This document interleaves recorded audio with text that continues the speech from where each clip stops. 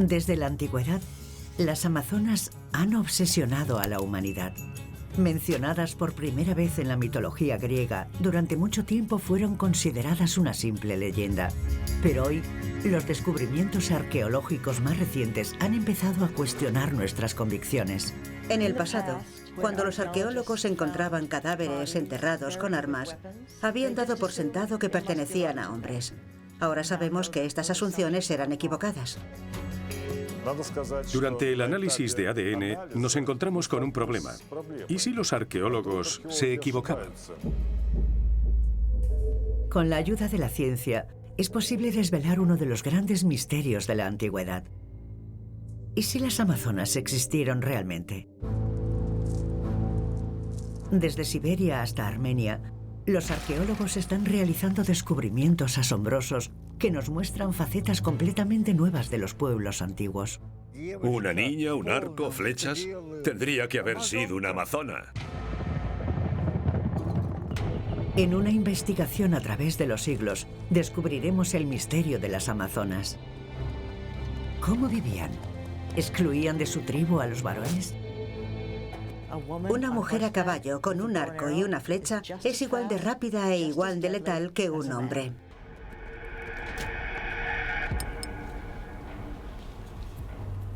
Gracias a la labor de los paleogenetistas, osteoarqueólogos y bioarqueólogos, hoy es posible cuestionar la historia escrita exclusivamente por los hombres. Cuando los científicos se sensibilizan, se hacen preguntas y buscan respuestas, y cuando encontramos las respuestas, encontramos a las mujeres. Al desvelar el gran enigma de las amazonas, la ciencia podrá devolver finalmente a las mujeres guerreras el lugar que les corresponde en la historia.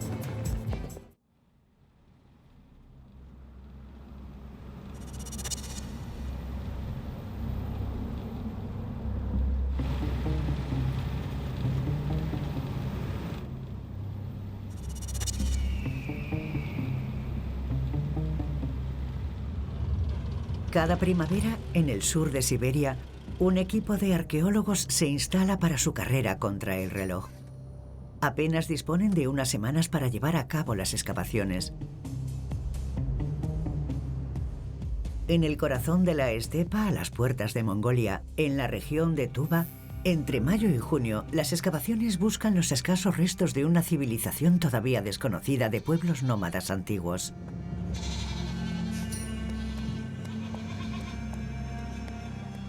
Desde el primer milenio antes de Cristo hasta la Edad Media, un mosaico de tribus diversas recorrió estas vastas extensiones, fronterizas con civilizaciones sedentarias. Los arqueólogos solo disponen de unas semanas para recuperarlos del olvido.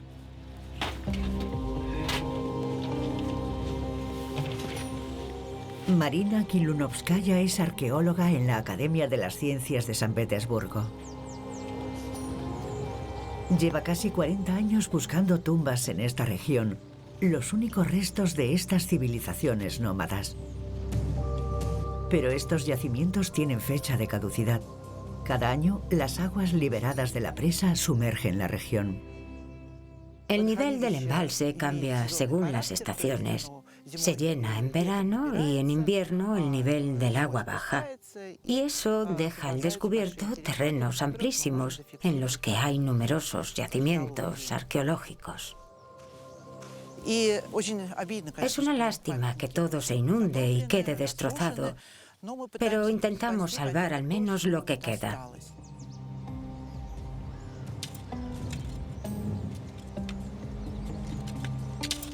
Marina y su equipo se enfrentan a una tarea descomunal: encontrar tumbas en los miles de metros cuadrados de la estepa desértica.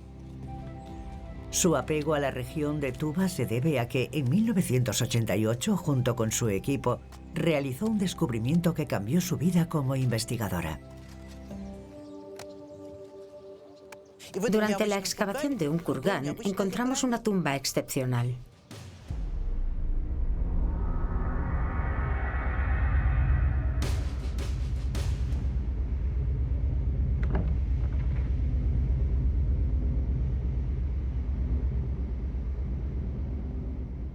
El kurgán albergaba la tumba de un niño, con todo su armamento, en un ataúd tallado en el tronco de un árbol y muy bien conservado.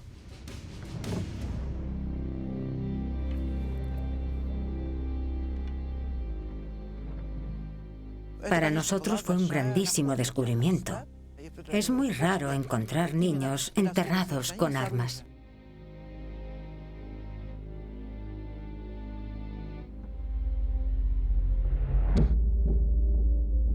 El descubrimiento de este niño de la estepa siberiana provoca un terremoto en todo el mundo. Al igual que las momias egipcias, no solo el cuerpo y la ropa están increíblemente bien conservados, sino que las armas que se encuentran a su lado son igual de excepcionales. Durante más de 30 años, la misteriosa momia ha descansado en un almacén del Instituto Arqueológico de San Petersburgo. Pero hoy hay planes para exhibirla por primera vez en el famoso Museo Hermitage. Konstantin Chugunov, arqueólogo del museo, ha venido para evaluar la momia. Debe asegurarse de que se encuentra en un buen estado de conservación. Sí, el lugar donde está no es el más feliz. A ver qué tenemos.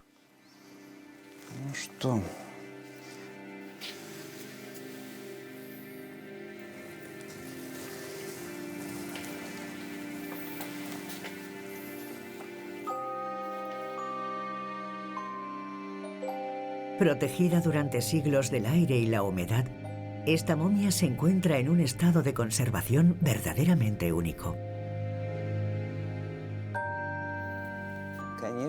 Por supuesto, ha pasado mucho tiempo en este almacén y ha cambiado un poquito, pero en líneas generales está bien conservada. Para que no empeore su estado, debemos trasladarla con urgencia. Datado en el siglo VII a.C., el niño conserva numerosos restos orgánicos y jirones de ropa. Los restos de piel reconstituyen algunos elementos del rostro y rasgos particulares, como la verruga que todavía es visible en la mejilla derecha. Aquí vemos los restos del abrigo y aquí los pantalones. Aquí teníamos un arco con el cinturón y el carcaj, flechas y un martillo. El examen dental ha identificado numerosos dientes de leche y pocos definitivos. Según los científicos, el niño debía de tener entre 6 y 7 años. Esta parte es interesante. Todavía no ha sido estudiada, así que puede que nos ofrezca más descubrimientos. Normalmente, en la cintura hay una bolsa que suele contener varios objetos. En una tumba solemos encontrar objetos típicos. Por ejemplo, junto a un niño a menudo encontramos joyeros. A veces complementos de belleza. Pero encontrar lo que tenemos aquí, un juego completo de armas, es algo excepcional. Todos estos objetos son muy habituales, pero en la tumba de un hombre.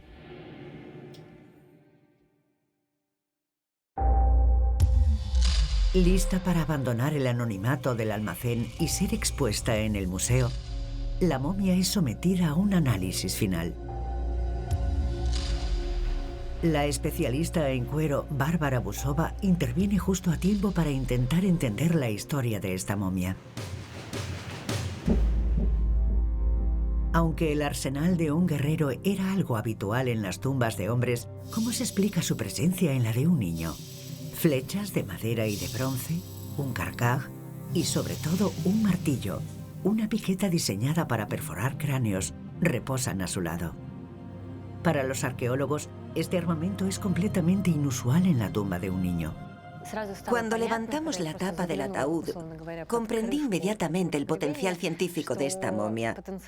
Las técnicas científicas que hoy se desarrollan muy rápidamente ayudan a los arqueólogos a progresar en el estudio del material. Y yo inmediatamente he comprendido que esta tumba ofrece un campo de estudio inmenso, y no solo en lo relativo al cuero. Para nosotros, los arqueólogos, la cuestión de los orígenes tiene un enorme interés. La pregunta que nos hacemos por encima de todas es si podremos conocer sus vínculos familiares. Y con este objetivo en mente, decidí llamar a un genetista. Para intentar descubrir la filiación de la momia con respecto a otras momias descubiertas en Tuba, se analizó el ADN del niño en 2020. Sin este análisis adicional, el gran secreto que oculta sin duda nunca se habría revelado. Karis Mustafin es el director del Laboratorio de Paleogenética del Instituto de Física y Tecnología de Moscú. Es el investigador más importante de Rusia en el campo de la genética. La reciente creación de su laboratorio es una auténtica revolución en el país. Los esqueletos descubiertos por fin pueden hablar.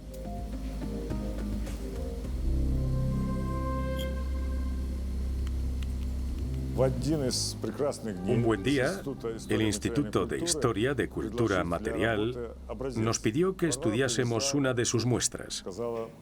Bárbara nos trajo el diente de un joven guerrero encontrado en Tuba, momificado y muy bien conservado.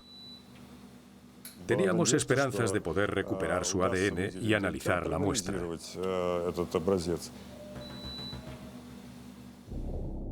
El ADN es el carné de identidad de un ser humano. Su análisis nos permite reconstruir su apariencia física, su filiación, su dieta, las enfermedades que padeció, su origen geográfico y su sexo.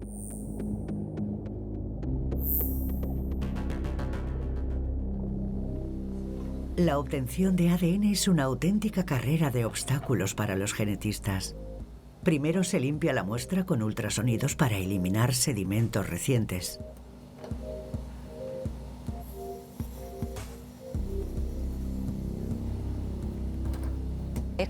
Debemos tener en cuenta que la tumba se descubrió en 1988 y que estos objetos han sido manipulados y contaminados en múltiples ocasiones. La placa dental, por el contrario, está más protegida de la contaminación externa. Se destruyen completamente las capas superficiales para que la muestra vuelva a su estado original. Preferimos analizar dientes porque tienen una envoltura muy densa y el ADN se conserva especialmente bien en su interior. Voy a transferir la muestra a esta estructura estéril para purificarla y comenzar la preparación.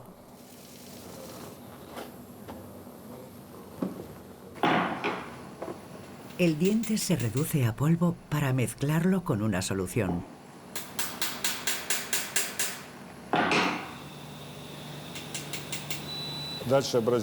A continuación, la muestra se somete a una fragmentación mecánica.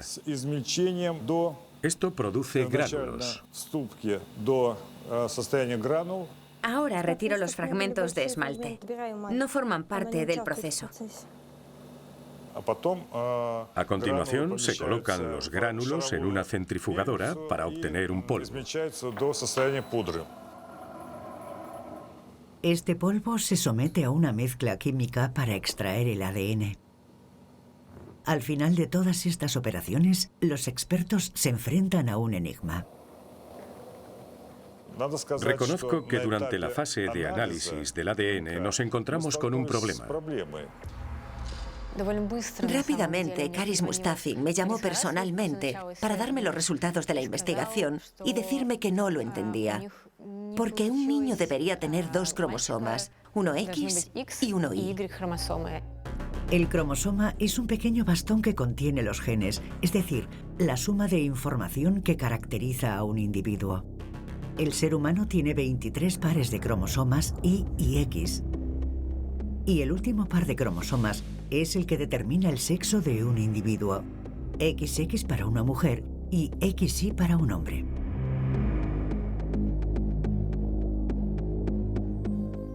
Pero no encontramos los fragmentos del cromosoma Y.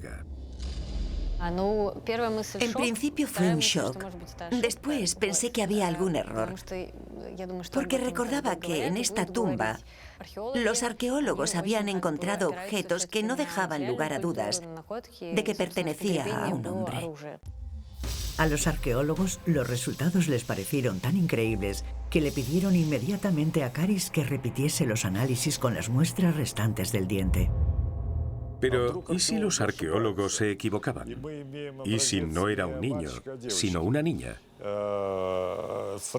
De repente, nuestros análisis eran coherentes. Todo estaba meridianamente claro. Por supuesto, el diente pertenecía a una niña. La revelación del sexo de la pequeña guerrera trastoca todos los códigos de interpretación de los arqueólogos. Gracias a la ciencia, ahora es posible ver más allá de una hipótesis que podría estar contaminada por ideas preconcebidas, como asociar las armas con los varones. La pequeña guerrera de Tuba ha provocado un terremoto en la comunidad arqueológica. En el pasado, cuando los arqueólogos habían excavado los kurganes o montículos y habían encontrado cadáveres enterrados con armas y herramientas, habían dado por sentado que se trataba de hombres. Ahora, gracias a la bioarqueología y a los análisis de ADN, que son tecnologías modernas, sabemos que estas asunciones eran equivocadas. Muchos de los esqueletos que se han recuperado en los siglos XIX o XX no se han conservado y por lo tanto no podemos revisar la identificación que se hizo en los informes de excavación. Es decir, que trabajamos con un corpus que en cierto sentido puede resultar controvertido. Sabemos que se han cometido errores, pero hoy no podemos corregir esos errores antiguos. En Tuba, para Marina Kilunoskava y su esposo, Vladimir Seminov, estas revelaciones suponen un shock. Todo nuestro trabajo científico se hizo basándonos en el hecho de que era un chico. Y resulta que es una chica. ¿Qué más podemos decir? Si los genetistas dicen que es una chica, pues es una chica. En su momento nuestras deducciones fueron meramente visuales. Este descubrimiento pionero ha abierto el campo a un tema a menudo obviado en la historia: las mujeres. Gracias a esta pequeña guerrera, han vuelto a entrar por la puerta grande. Es un descubrimiento increíble, porque una niña enterrada sola en un túmulo grande, en un ataúd de madera, con un arsenal completo de arco y flechas y un martillo de guerra, con todo eso, tendría que haber sido una amazona.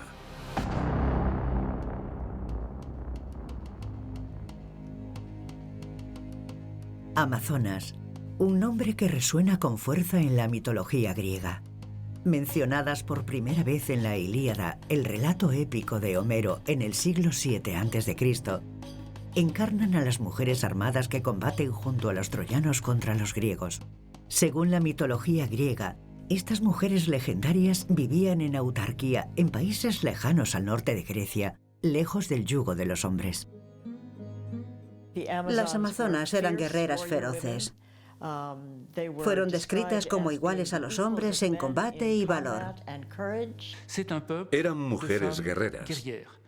Un pueblo de mujeres que vivían solas, criaban caballos, luchaban en la guerra y se relacionaban con los hombres solo para asegurarse la reproducción de su tribu.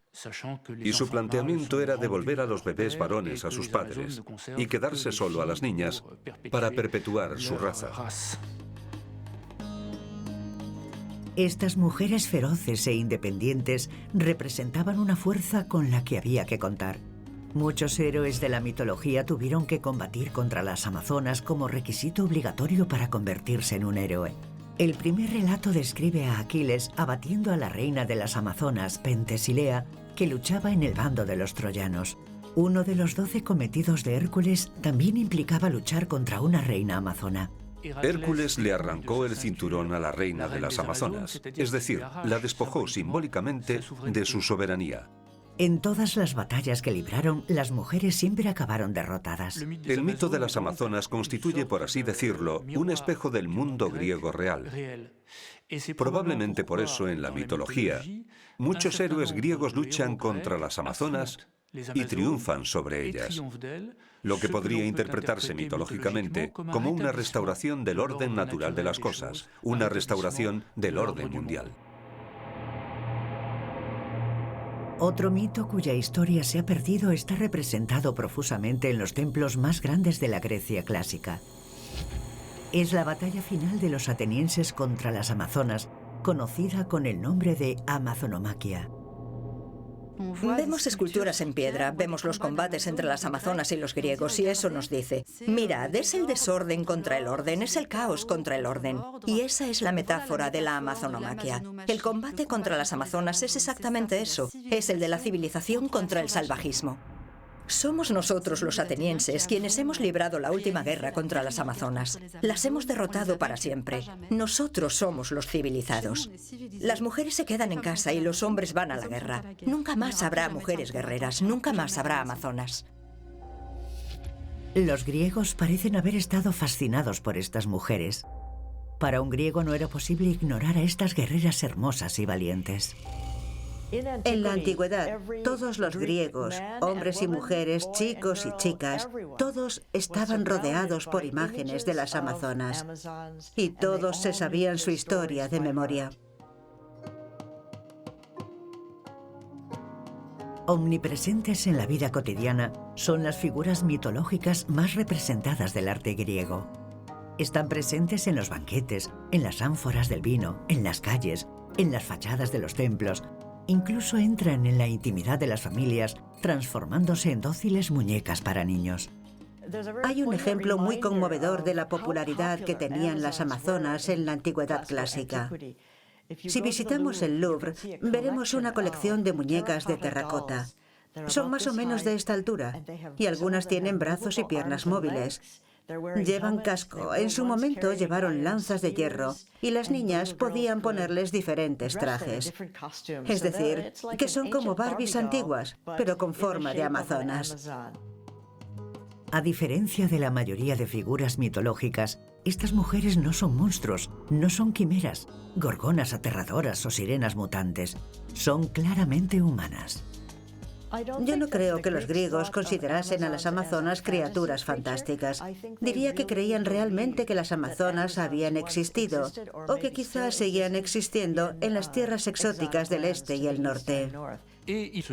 Este mito se corresponde con una realidad arqueológica que concierne principalmente a los pueblos nómadas de la estepa euroasiática, contemporáneos de los griegos clásicos, y cuyas prácticas, a la hora de armar a las mujeres, probablemente alimentaron, si no inspiraron, el mito de las amazonas. ¿Y si el descubrimiento de la niña guerrera de Tuba rescatase de entre las sombras a pueblos de auténticas mujeres guerreras, las verdaderas amazonas de la historia?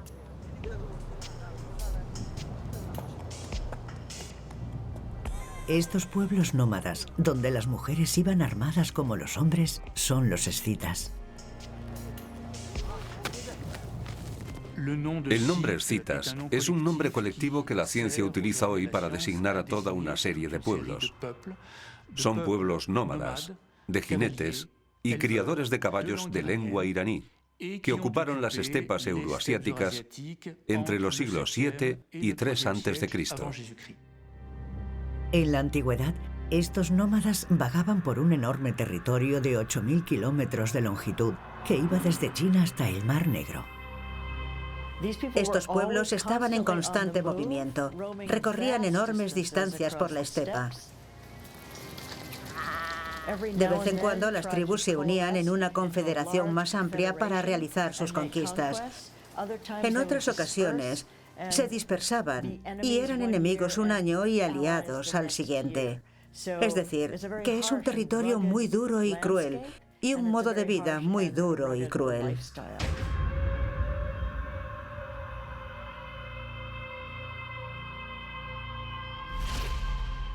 Su cultura incorporaba una dimensión guerrera esencial. Los escitas y todos los pueblos nómadas posteriores fueron guerreros. Estos pueblos, expuestos constantemente al peligro, necesitaban que todos sus miembros estuviesen constantemente en guardia. Tanto hombres como mujeres debían estar capacitados para defender a la tribu. ¿Y si estas mujeres hubiesen sido las amazonas admiradas por los griegos?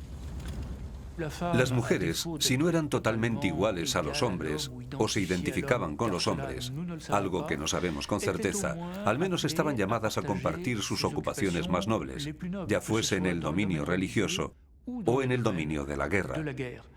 Me gustaría recordar que estamos ante una civilización fundamentalmente guerrera, donde el hecho de armar a las mujeres supone un reconocimiento de su estatus. Desde el siglo VII a.C., el Mar Negro ha vivido un choque cultural. Los griegos establecieron sus posiciones a lo largo de todo un litoral que ya estaba ocupado por los escitas. Aunque ya habían chocado en el pasado, en esta ocasión, ambos pueblos coexisten. Para los griegos, la vida de los escitas estaba en las antípodas de su cultura. El pueblo escita llevaba un estilo de vida bastante igualitario, que tenía todo el sentido del mundo. Las mujeres tenían que ser capaces de defender a la tribu y cabalgar a la guerra si era necesario. Los griegos, por su parte, eran un pueblo sedentario, agrícola. Disfrutaban del lujo de oprimir a sus mujeres. Podían dejarlas en casa para que llevasen un estilo de vida inactivo y sedentario. Para los griegos, el mito de las amazonas representaba una especie de mundo al revés, un mundo de valores invertidos, donde la mujer se arrogaba por fin uno de los privilegios más sagrados del hombre, como era llevar armas y combatir. Y lo más curioso es que los griegos descubrieron que este fenómeno, un fenómeno casi inconcebible para ellos, existía realmente en poblaciones con las que tenían contacto, e incluso un contacto bastante íntimo. A partir de ese momento, para los griegos, las amazonas abandonaron el reino del mito y entraron en la realidad. Yo creo que las pinturas de estas ánforas nos sugieren en realidad que las amazonas se basaban en pueblos reales. Al principio, cuando los artistas empezaron a mostrar batallas con amazonas, las representaron como mujeres, aunque a imagen de los guerreros griegos varones.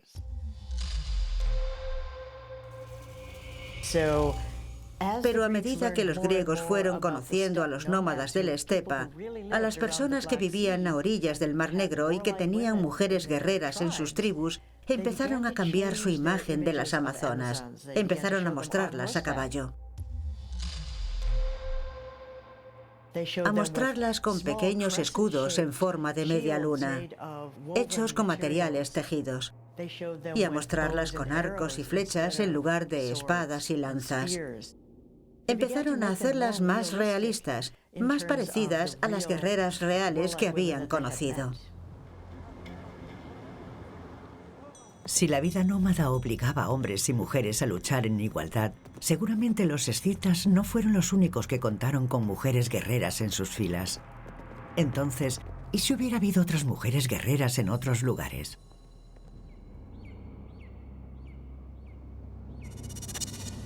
Una enorme distancia nos separa de Tuba.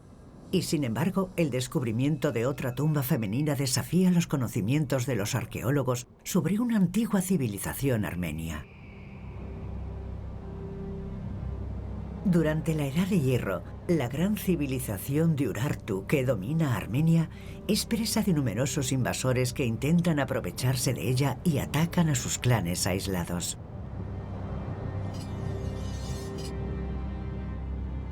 En el norte de Armenia, en la frontera con Turquía, los arqueólogos desenterraron en 2017 la tumba de dos mujeres que habían sufrido un destino trágico. El cuerpo de la más joven estaba diseminado por la tumba. El de la segunda, una mujer de más edad, era un esqueleto entero dispuesto según los rituales de la época. Anahit Kutaberdian es bioarqueóloga. Investiga estos dos esqueletos que le intrigan sobremanera. ¿Y si estas mujeres también fuesen guerreras? Para comprender el contexto de su muerte, ha buscado a la persona que descubrió estas tumbas, Hamid Khachatrian. La tumba en la que se centran nuestros especialistas revela un drama cuya trama los arqueólogos todavía no han conseguido revelar. El esqueleto estaba aquí, los huesos estaban diseminados por toda la sepultura. Por ejemplo, una parte de la pelvis se descubrió ahí y otra parte bajo un cuenco. Pero lo más interesante es que la cabeza estaba orientada hacia la izquierda, hacia el norte. Cuando descubrieron el cuerpo orientado hacia la izquierda, los arqueólogos supieron que era una mujer, porque esa era la costumbre en los reinos de Urartu. Las mujeres se enterraban con la cabeza hacia la izquierda y los hombres hacia la derecha. El análisis de la pelvis confirmó la observación. Pero lo más importante es que aquí en Hrapi, al igual que en Tuba, los cadáveres estaban rodeados por un auténtico arsenal. Una daga y puntas de flecha. Incluso una flecha enemiga le había perforado una costilla. Yo nunca había visto algo así. El cuerpo mutilado de una mujer, enterrado de esta manera. Fue aquí, en Hrapi, donde se descubrió un cadáver tan mutilado por primera vez. ¿Y tenía algún arma cerca de las manos? ¿Sí? No me digas, no sabía lo de la daga. La presencia de una daga podría significar que la usaba habitualmente en su vida cotidiana. En todos los yacimientos que hemos desenterrado hasta ahora, las armas siempre estaban alejadas del cuerpo, pero esta vez es diferente.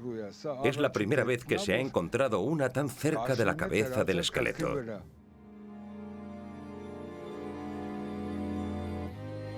Pero para los arqueólogos todavía no habían terminado las sorpresas.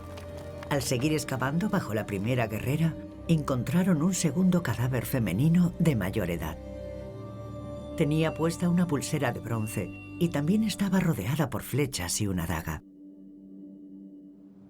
En esta ocasión, la daga ya no estaba al nivel de la cabeza, sino en el lado contrario de la tumba, cerca de los pies.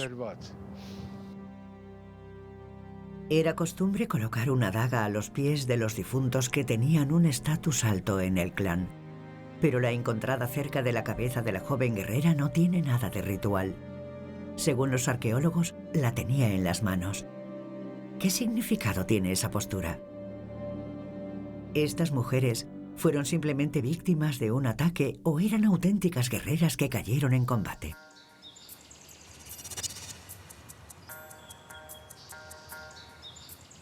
En Ereván, capital de Armenia, nuestra bioarqueóloga procederá al análisis de los esqueletos. En el Instituto de Arqueología, esta científica forense de la historia intentará resolver el enigma de estas mujeres.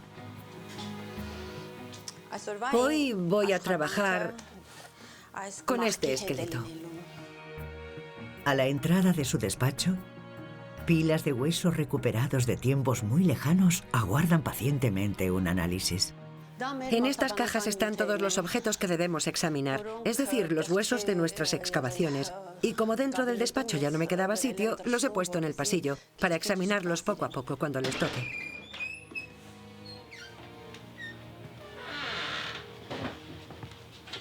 Una vez que entran, los esqueletos examinados ya nunca abandonan a la bioarqueóloga. Hoy, Anait examinará el esqueleto de la mujer joven, cuyos restos fueron encontrados diseminados por la tumba.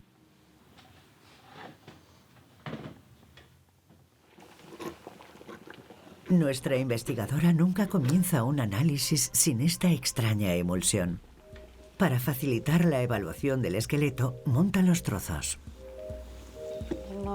Aquí restauramos los huesos que se dañaron durante las excavaciones o que ya se encontraban en muy mal estado cuando los encontramos en los yacimientos arqueológicos. Por eso, antes de empezar a estudiar las piezas que tenemos, primero debemos catalogarlas y restaurarlas.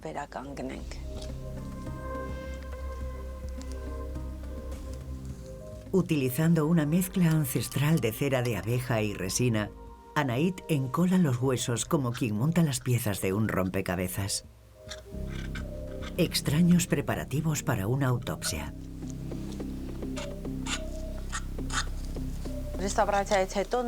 Una vez restaurados los elementos, podemos comenzar el estudio. Tomamos medidas, como la del cráneo y las de todos los trocitos que hemos catalogado.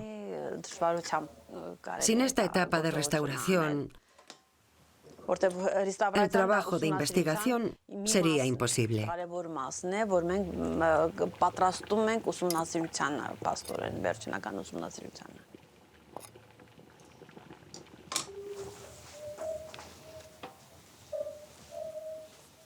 Gracias a este trabajo de restauración, el esqueleto podrá revelar finalmente sus secretos. Para Anaït es un auténtico reto.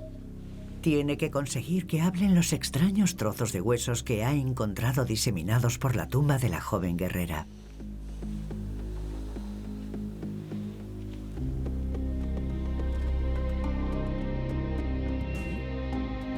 En la tumba, la chica sostenía una daga al nivel de la cabeza y la encontraron con una punta de flecha clavada en las costillas.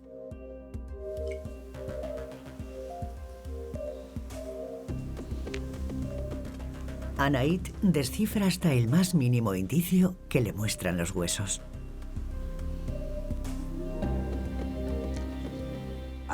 En este esqueleto observamos la marca de un golpe en la cabeza. Fue asestado claramente con un objeto de tamaño bastante considerable. Además, hemos descubierto otro aspecto importante en esta mujer. Tenía una cabeza de flecha clavada entre la tercera y la cuarta costilla. Esa herida le causó la muerte. Falleció en el acto. El análisis inicial confirma las deducciones de Amik, pero la autopsia practicada por Anaït nos permitirá ir más lejos incluso. Al principio yo pensaba que esta mujer era una víctima, una mujer corriente, pero el estudio de la musculatura muestra que era una guerrera. Vemos una masa muscular muy desarrollada y hemos examinado todos y cada uno de los indicios. Fijémonos en las manos o en los brazos. Se ven las marcas de esos músculos. El desarrollo de la musculatura demuestra que estaba en forma. Los músculos son notables, lo que nos sugiere que era arquera. Los leves relieves que se perciben en los huesos del brazo son las huellas indelebles de los músculos inexistentes de esta mujer de la antigüedad. El uso mecánico de un músculo durante la vida de un ser humano produce una osificación del tendón muscular, lo que a su vez crea estos relieves en el hueso. Vemos también las marcas típicas de la musculatura de los jinetes. Fíjense qué desarrollados estaban estos músculos. Esto es algo que podemos asegurar sin lugar a dudas. Cabalgó muchos años y seguramente dominaba la disciplina a la perfección. Todos estos elementos demuestran que estamos ante una mujer soldado. En lo que respecta a la joven de la daga, Anaït no tiene dudas de que está ante una mujer guerrera. Pero al analizar el esqueleto de la segunda mujer, la de mayor edad, descubrirá su increíble resiliencia. Esta es la mandíbula de la mujer de más edad. Vemos que recibió un impacto desde abajo, pero que se curó. No hubo infección. Eso demuestra que recibió algún tratamiento. En cualquier caso, no se trató de un golpe letal. Consiguieron retirar la flecha del hueso. Pero lo más sorprendente es que la flecha clavada en la mandíbula no fue la única. También sufrió una herida en la tibia y otra en el fémur. Su esqueleto muestra las cicatrices de los combates librados en diferentes momentos de su vida. No obstante, ninguna de esas heridas fue fatal. Hasta hoy, Anaït desconoce la causa de su muerte. Cuando leemos estos informes de Armenia, que detallan las lesiones y traumatismos, las marcas que han encontrado en los cadáveres, las heridas de combate, vemos que en muchos casos se trata de huesos rotos y flechas incrustadas que ya se habían curado o que estaban empezando a curarse. Vemos que estas mujeres seguían viviendo su vida a pesar de las lesiones. Y creo que eso nos permite descartar rotundamente la idea de que eran débiles.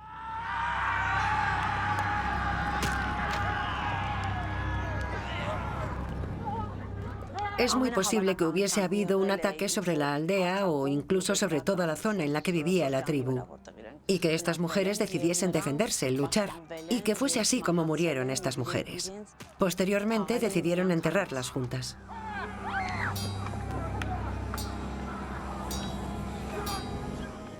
Veamos, cuando hablamos de amazonas, hablamos de mujeres que dedicaron sus vidas al arte de la guerra.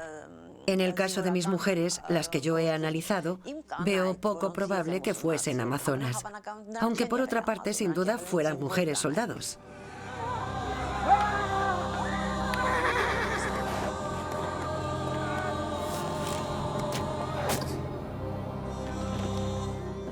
Al principio eran mujeres normales que cuidaban de sus familias.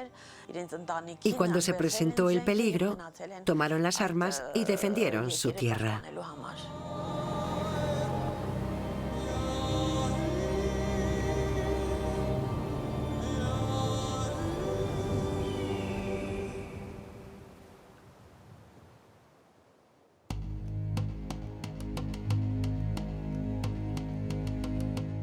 Pero mientras que la arqueología está descubriendo mujeres protectoras que vivían en una sociedad mixta, los autores griegos representaban a las mujeres de una manera totalmente diferente. El mito de las amazonas es una amalgama de varias leyendas que representan a estas mujeres como seres crueles y despiadados, tanto con los hombres como consigo mismas. Lo único que el público en general sabe sobre las amazonas, si solo sabe una cosa, es que creen saber que las amazonas se amputaban un pecho para poder tensar sin dificultad la cuerda del arco y disparar las flechas o arrojar las lanzas. Esta idea surgió hace 2500 años y resiste como un superpegamento. Todo el mundo se sabe esta historia. Conservamos un texto del siglo V a.C. que explica que se amputaban un seno y que las madres incluso les quemaban el pezón, la punta de la mama a sus hijas cuando eran pequeñas, para evitar que se les desarrollase y para que les resultase más cómodo tirar con arco. Pero en realidad, ni un solo artista de la Grecia antigua se adhiere a esa idea.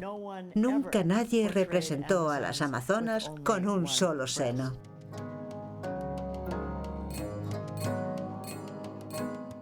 En el siglo XIX se intentó racionalizar este mito, explicando que probablemente no se amputaban los senos, sino que se los vendaban. Eso evidentemente limitaba los problemas a la hora de manejar las armas y, por supuesto, para la práctica de la equitación.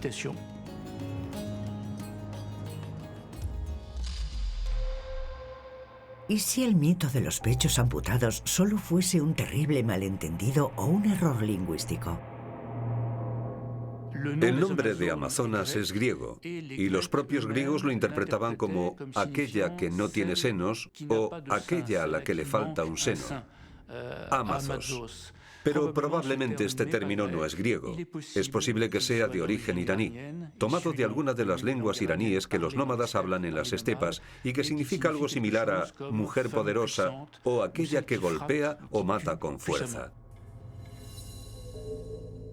Aunque las amazonas parecen flotar entre el mito y la realidad, la civilización escita es la clave del enigma. Año tras año, los descubrimientos arqueológicos van aumentando nuestros conocimientos sobre estas mujeres guerreras. En el siglo IV a.C., una nueva civilización sucede a la de los escitas. Es una civilización donde el papel de la mujer guerrera está más documentado históricamente. Ahora, su estatus está militarizado. Por la región del Don, a orillas del Mar Negro, se extiende este nuevo pueblo nómada, los sármatas. Sármatas es un nombre genérico que aplicamos a las poblaciones sucesoras de los escitas en la estepa. De hecho, las culturas sármatas duraron desde el siglo IV a.C. hasta el siglo IV de nuestra era. Heródoto es quien hace la primera mención a las amazonas en la historia, porque los sármatas, presuntamente, serían el fruto del amor entre los escitas y las amazonas.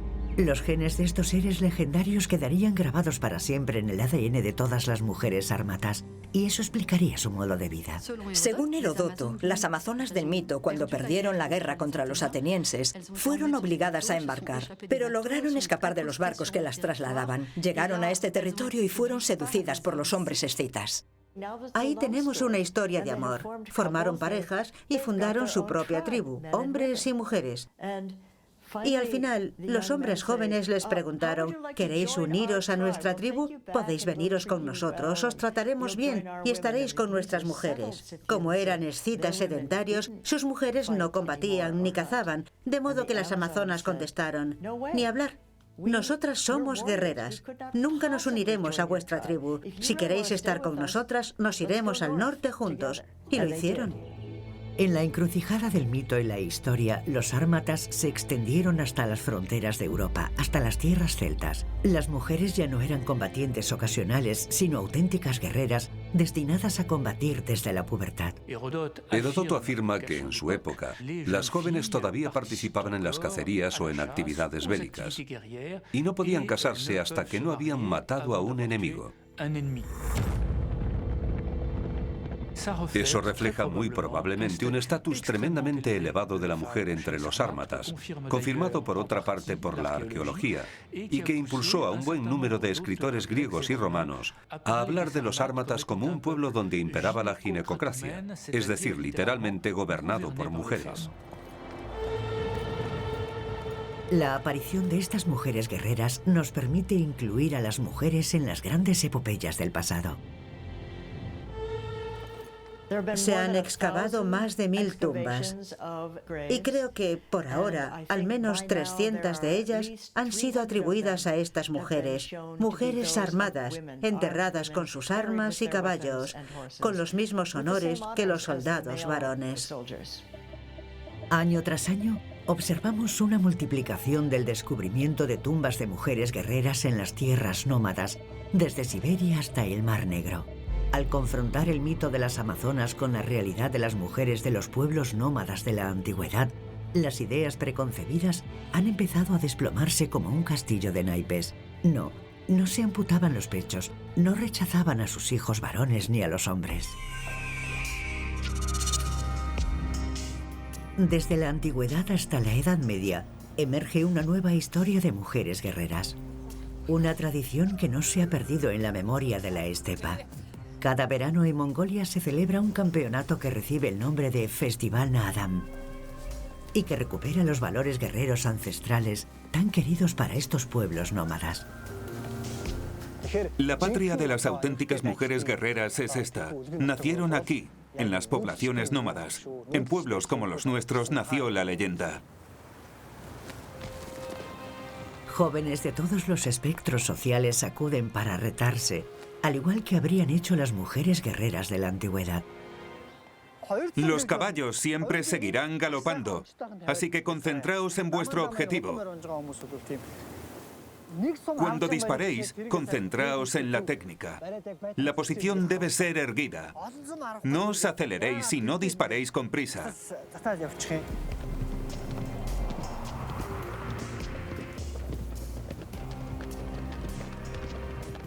Como nómadas, en nuestro país las mujeres tienen las mismas tareas que los hombres.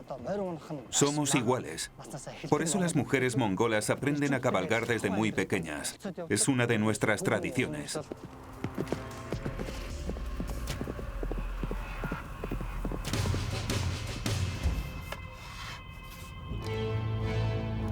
Los descubrimientos nos abren horizontes a las múltiples caras de estas mujeres guerreras, a quienes los griegos unificaron en un solo pueblo imaginario bajo el nombre de Amazonas. A medida que los números van aumentando poco a poco, vemos a esas mujeres activas que no se quedaban en casa. Y pensamos, hay que releer los textos, porque vemos que no se han leído bien. Hemos pasado por alto cosas, porque no pensábamos que hubiese tantas mujeres, que se nombrase a tantas, y que no estaban especialmente mal consideradas porque tuviesen una presencia en el espacio público. Las guerreras de la antigüedad solo son la parte de la historia de las mujeres que ha emergido gracias a la arqueología, a la luz de la ciencia. Cuando los científicos se sensibilizan, se hacen preguntas y buscan respuestas. Y cuando encontramos las respuestas, encontramos a las mujeres.